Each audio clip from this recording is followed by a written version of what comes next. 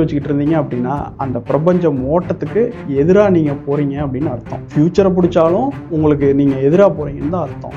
எப்போ அந்த பிரபஞ்ச ஓட்டத்தோடு போகிறீங்களோ அப்போ உங்களுக்கு எல்லா வேலையும் ஈஸியாக இருக்கும்.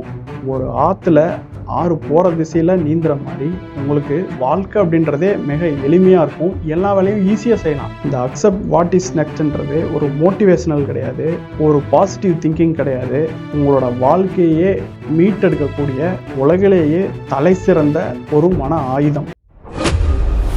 The Seventh Sense. நம்ம இன்னைக்கு 2 விதமான மனிதனை பார்க்கலாம். ஒருத்தர் 10 வருஷத்துக்கு முன்னாடி தொழிலில் தோத்தவர், இன்னொருத்தர் நேற்று தான் தொழிலில் தோத்தாரு. இந்த 10 வருஷத்துக்கு முன்னாடி தொழிலில் தோத்தார் இல்லையா, அவர் இன்னும் அதையே புலம்பிட்டு பேசிகிட்டு இருக்காரு. எனக்கு இது நடந்திருக்கக்கூடாது, நான் அப்படி தோத்துட்டேன், இப்படி ஆயிடுச்சு அப்படி ஆயிடுச்சு அப்படின்னு. ஆனால் நேற்று தொழிலில் தோத்தவர் என்ன பண்ணுறாரு அப்படின்னா, அடுத்தது என்ன செய்யலாம், இதுலேருந்து எப்படி விடுபடலாம் அப்படின்னு ஒரு பிளான் போட ஆரம்பிச்சிட்டாரு. இன்னைக்கு இந்த 2 பேத்துக்கு இடையில என்ன வித்தியாசம்? அது திறமை இல்லை, பணமும் இல்லை, அதிர்ஷ்டம் இல்லை. ஒருத்த கடந்த காலத்தை பிடிச்சி வச்சிட்டு இருக்கான், இன்னொருத்த அடுத்து என்ன பண்ணணும் அப்படின்றத பிடிச்சி வச்சிட்டு இருக்கான். இதோ இந்த சைனீஸ் பொரியை பாருங்க. இதில் இந்த 2 விரலை இந்த மாதிரி வைக்கணும். வச்சதுக்கப்புறம் அதுலேருந்து விரலை எடுக்கணும் அப்படின்னா நம்ம இழுத்தோம், விரலை எடுத்துடலாம் அப்படின்னு சொல்லிட்டு 2 விரலை இழுத்தோம் அப்படின்னா என்ன ஆகும் அப்படின்னா அந்த பொறி நம்மளை இன்னும் டைட்டாக பிடிக்கும். அதாவது விரலை எடுக்க ட்ரை பண்ணால் விரல் நல்லா நச்சுன்னு போய் மாட்டிக்கும்.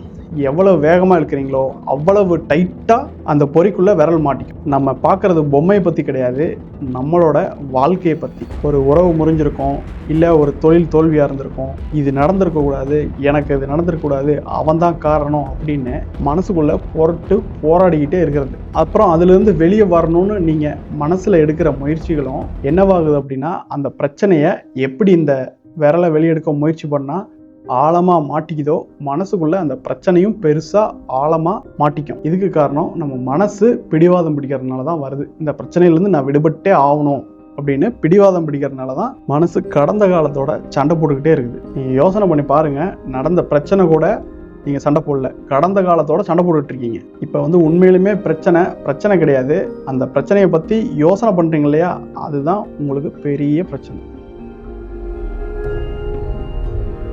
இது இன்னொரு உதாரணத்தை கூட பார்த்துடலாம். ஒருத்தர் காரில் வேகமாக போயிட்டுருக்காரு, கரெக்டாக கார் போய் சேத்துல மாட்டிக்கிச்சு. அதாவது ஒரு அடி கூட மூவ் பண்ணவே முடியல.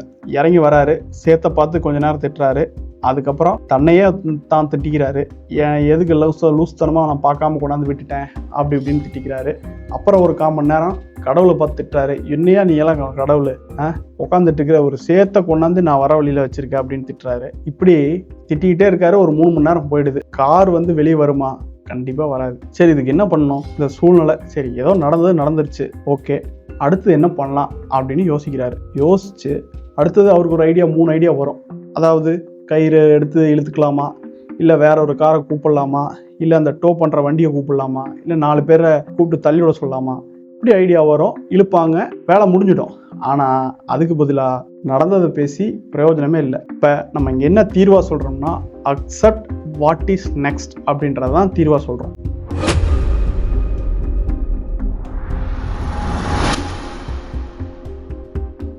இந்த கார் பிரச்சனை மாறல, அவர் பார்க்குற பார்வை, பிரச்சனையை பார்க்குற பார்வை மாறிடுச்சு. சரி, நம்ம அக்செப்ட் வாட் இஸ் நெக்ஸ்ட் அப்படின்னா பெரும்பாலான மக்கள் என்ன நினச்சிருக்காங்கன்னா எல்லாத்தையும் சகிச்சுக்கணும், நமக்கு என்ன நடந்தாலும் சரி எல்லாத்தையும் சகிச்சுக்கணும் அப்படின்னு நினச்சிக்கிறாங்க. சகிச்சுக்கிறது அப்படின்னா என்ன வேணாலும் தப்பு நடந்துகிட்டு இருக்கோம், மனசு ஏற்றுக்காது, ஆனால் வெளியில் எதுவும் ரியாக்ஷன் காமிக்க மாட்டீங்க, அதுதான் சகிச்சுக்கிறது. அப்படி இருக்கக்கூடாது. அதுக்கு அடுத்தது சோம்பேறித்தனம். வாழ்க்கை அடி மேலே அடி போட்டுக்கிட்டே இருக்கும், சோம்பேறித்தனமாக எதுவுமே இல்லாமல் இருக்குது, அதுதான் அக்செப்டன்ஸ்னு நினச்சிக்கிறேன். அது கிடையாது அக்செப்டன்ஸ். அதாவது உங்களுக்கு கெட்டது நடந்திருக்கும், ஆனால் அதையே ஓகே நமக்கு நல்லது அப்படின்னு ஏற்றுக்கிறது, அப்புறம் அதை பிடிச்சிருக்குன்னு சொல்கிறது, இதெல்லாம் அக்செப்டன்ஸ் கிடையாது. நடந்துருச்சுப்பா, அடுத்தது என்ன அப்படின்னு உண்மையை இருக்கிறபடியே அப்படியே ஒத்துக்கிறீங்க. இதுதான் உண்மையான ஏற்றுக்கொள்ளுதல் அப்படின்றது. இப்போ முக்கியமான ஒரு விஷயம் சொல்றேன். உங்க மனசு ஏத்துக்கல அப்படின்னா, அவன் ஒருத்தர் திட்டான், அவன் எப்படி என்னைய திட்டலாம் அப்படின்னு உங்க மனசு ஏத்துக்கல அப்படின்னா உங்க மூளையில இருக்கிற பய மையம் ஆக்டிவேட் ஆயிடும். அது தீர்வை தேடுறதுக்கு பதிலா குறைகளை, அது ஏன் நடந்தது, இல்லை எதனால் நடந்தது, யார் மேலே தப்பு அப்படின்னு தேடிக்கிட்டே இருக்கும். அட நடந்தது நடந்துச்சு, அடுத்து என்னன்ற சொல்கிற அந்த செகண்ட்ல இருந்து நம்மளோட ஆழ்மனம் தீர்வை தேட தொடங்கும். நீங்கள் உண்மையாகவே ஏற்றுக்கிட்டீங்களா இல்லை மேல் மனசில் சும்மா வெறும் வாயால் சொல்லிட்டு இருக்கீங்களா அப்படின்றத எப்படி கண்டுபிடிக்கிறது? உங்களுக்குன்னு ஒரு பிரச்சனை இருக்கும், அந்த பிரச்சனையை கண்ணு முன்னாடி நிறுத்துங்க. அதே கோபம் அதே வீரியத்தோடு இருந்தது அப்படின்னா, அதே புலம்பல் இதையே எல்லாம் பேசிட்டு இருக்கீங்க அப்படின்னா உங்களோட மனசு ஏற்றுக்கல அப்படின்னு அர்த்தம். வெறும் வாயால் சொல்கிறீங்க ஆனால் உள்ளுக்குள்ள மனசு போராடிட்டு இருக்கு அப்படின்னு அர்த்தம். அதுக்காக போலியாக பாசிட்டிவாக நம்ம காட்டிக்கிட்டு தேவையில்லை. சரி என்னதான்ப்பா சொல்யூஷன் அப்படின்னு கேட்டால், கடந்த காலத்தில் நடந்ததை பற்றி ஏதாவது மனசு சிக்கிட்டு இருந்தது அப்படின்னா ஹொப்பனோபோனோ, அதாவது ஜீரோ தியானம்னு நம்ம சொல்கிறோம். ஜீரோ மெடிடேஷன் தான் இதுக்கான தீர்வு. முற்று முழுசாக நடந்ததுக்கு நம்மளே பொறுப்பேற்றுக்கிறோம். நம்ம ஆள் மனசில் வச்சுருந்த பதிவுனால தான் இது நடந்தது அப்படின்றத நம்ம புரிஞ்சுக்கிட்டு பொறுப்பேற்றுக்கிட்டு நம்ம ஆள் மனசுக்கிட்டேயே நம்ம மன்னிப்பு கேட்குறோம். இந்த கான்செப்ட் எல்லாம் தெரிய வச்ச பிரபஞ்ச சக்திக்கு நம்ம நன்றி சொல்கிறோம். நன்றி சொல்லிட்டு நம்மளே முழுசாக நேசிக்கிறோம். இந்த மாதிரி ஜீரோ தியானத்தை பண்ணும்போது அது கடந்த காலத்திலிருந்து விடுபட்டுரும். இதே எதிர்காலத்தில் பயமா, அதாவது பிஸ்னஸாக இருக்கட்டும் இல்லை ஒரு படிப்பாக இருக்கட்டும் வேலையாக இருக்கட்டும், எதுவாக இருந்தாலும் நமக்கு எது மகிழ்ச்சி தருமோ அதுக்குண்டான சூழ்நிலையை பிரபஞ்சம் உருவாக்கி கொண்டிருக்கின்றதுன்னு அஃபர்மேஷன் பண்ணும்போது நம்ம சரண்டர் மோடுக்கு போயிடும். அதனால நம்ம எதிர்காலத்துல இருந்தும் விடுபட்டுறோம். நம்ம பிரச்சனை எதிர்காலமும் இல்லை இறந்த காலமும் இல்லை நிகழ்காலத்துல தான் அப்படின்னா, ஒரு திறமையை வளர்த்துக்குங்க, எப்படி அதை செய்யறது அப்படின்னு 4 பேருக்கு கேட்டு தெரிஞ்சுக்குங்க, செயல்படுத்துங்க, அவ்வளவுதான் முடிஞ்சிச்சு. இந்த பிரபஞ்சம் அப்படின்றதுக்கும் ஒரு ஓட்டம் இருக்கு, அதாவது ஒரு ஆறு மாதிரி ஒரு ஓட்டம் இருக்கு. நீங்க பாஸ்ட்டை பிடிச்சி வச்சுக்கிட்டு இருந்தீங்க அப்படின்னா அந்த பிரபஞ்சம் ஓட்டத்துக்கு எதிராக நீங்க போறீங்க அப்படின்னு அர்த்தம். ஃபியூச்சரை பிடிச்சாலும் உங்களுக்கு நீங்க எதிராக போறீங்கன்னு தான் அர்த்தம். எப்போ அந்த பிரபஞ்ச ஓட்டத்தோட போறீங்களோ அப்போ உங்களுக்கு எல்லா வேலையும் ஈஸியாக இருக்கும். ஒரு ஆற்றுல ஆறு போகிற திசையில் நீந்துற மாதிரி உங்களுக்கு வாழ்க்கை அப்படின்றதே மிக எளிமையாக இருக்கும். எல்லா வேலையும் ஈஸியாக செய்யலாம், நம்மளோட வாழ்க்கை திசையை கண்டுபிடிச்சி முன்னேற ஆரம்பிக்கலாம். ஆனால் இதுவே எதிர் திசையில் நீந்துனா அப்படின்னா நம்மளுக்கு கஷ்டமாக தான் இருக்கும்.